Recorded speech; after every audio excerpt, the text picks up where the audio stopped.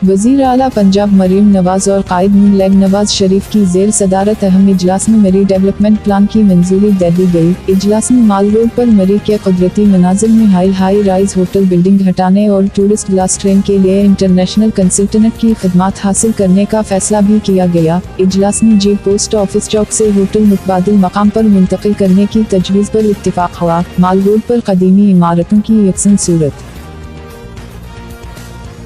Iran में क़ब्ल अज़ वक्त होने वाले सदारती इंतखाबात में कोई भी उम्मीदवार 50% वोट हासिल न कर सका, जिसके बाद दोबारा वोटिंग कराने का फैसला किया गया है। अरब मीडिया के मुताबिक ईरानी वज़ारत दाखिला ने इस बात की तस्दीक की है कि सदारती इंतखाबात में किसी उम्मीदवार को अक्सरियत 50% वोट न मिलने के बाइस ईरान में 5 जुलाई को दोबारा सदारती इलेक्शन मुनक़िद होंगे। सदारती इलेक्शन के दूसरे मरहले में मसूद पज़ेश्कियान और सईद जलीली में मुकाबला होगा। रिपोर्ट में बताया गया है कि कल होने वाले इंतखाबात में जो नताइज सामने आए हैं उनमें मसूद पज़ेश्कियान तकरीबन 1,40,00,000 वोट लेकर सबसे आगे रहे, जबकि उनके मजबूत हरीफ सईद जलीली ने तकरीबन 95 लाख वोट हासिल किए।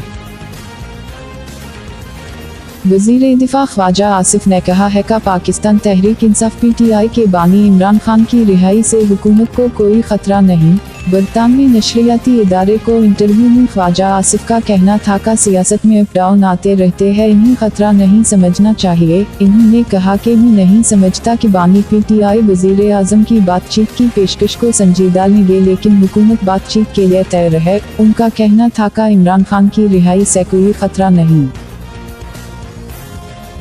डेमोक्रेट पार्टी की आला क़यादत के तहफ़्फ़ुज़ात के बावजूद अमेरिका के सदर जो बाइडन ने सदारती इंतखाबात की दौड़ से बाहर निकलने से साफ इनकार कर दी है। अमरीकी अखबार ने दावा किया कि सदर बाइडन की मायूसकिन परफॉर्मेंस की वजह से आला डेमोक्रेट क़यादत उन्हें बतौर सदारती उम्मीदवार तब्दील करने की बात करने लगी है। मुबाहसे के बाद डेमोक्रेट ग्रुप में हलचल मची हुई थी, ताहम जो बाइडन ने वाज़ेह किया है कि वो रिपब्लिकन हरीफ डोनाल्ड ट्रंप से अगला मुबाहसा करने के मुंतज़िर है।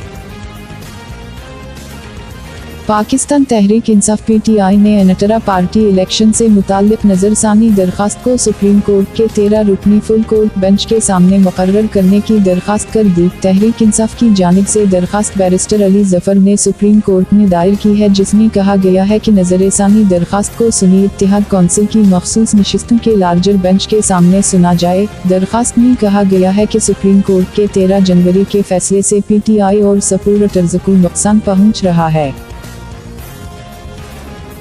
न्यूयॉर्क अक़वाम मुत्तहिदा के तर्जुमान स्टीफन डुजारिक ने कहा है कि गज़ा के इलाक़े शजाई में इसराइली फ़ौज के हमलों के बाद कम अज़ कम 60,000 फ़लस्तीनी बेघर हो गए। तर्जुमान अक़वाम मुत्तहिदा के मुताबिक गज़ा के इलाक़े अलमवासी में भी इसराइली फ़ौज की कार्रवाई में 5,000 फ़लस्तीनी बेघर हो गए, जबकि कई अफराद ज़ख्मी हैं। UN के इदारा बराए फ़लस्तीनी पनाह गुज़ीन के मुताबिक गज़ा के फ़लस्तीनी तबाहशुदा इमारतों और कैंपों में रह रहे हैं। लाहौर हाई कोर्ट ने अदलिया में सिविल व मिलिट्री एजेंसियों की मदाखलत रोकने के लिए SOPs जारी कर दे। लाहौर हाई कोर्ट के जस्टिस शाहिद करीम ने इंसदाद दहशतगर्दी ATC के जज को हिरासत करने के मामले में 4 सफ़हात पर मुश्तमिल तहरीरी अबूरी हुक्म जारी कर दिया।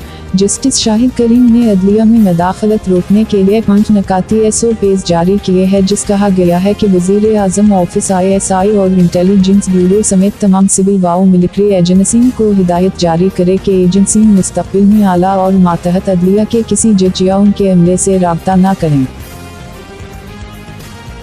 बरतानिया के इंतखाबात में मुसलमानों के वोट को खुसूसी अहमियत हासिल है। बरतानिया के दूसरे बड़े शहर बर्मिंघम में सियासी सूरत हाल तब्दील हो गई और बड़े बड़े बुर्ज लट सकते हैं। जियो न्यूज़ से पीली बार के हल्के से 24 साल से रुकन पार्लियामेंट बनने वाले खालिद महमूद व दीगर उम्मीदवारों ने खुसूसी गुफ्तगू की। खालिद महमूद का कहना था कि पार्लियामेंट में खिदमत सरंजाम देने वालों के खिलाफ महाज बनाने वालों को सोचना चाहिए। अगर एक आज़ाद उम्मीदवार पार्लियामेंट में पहुंच भी गया तो वो क्या कर सकेगा।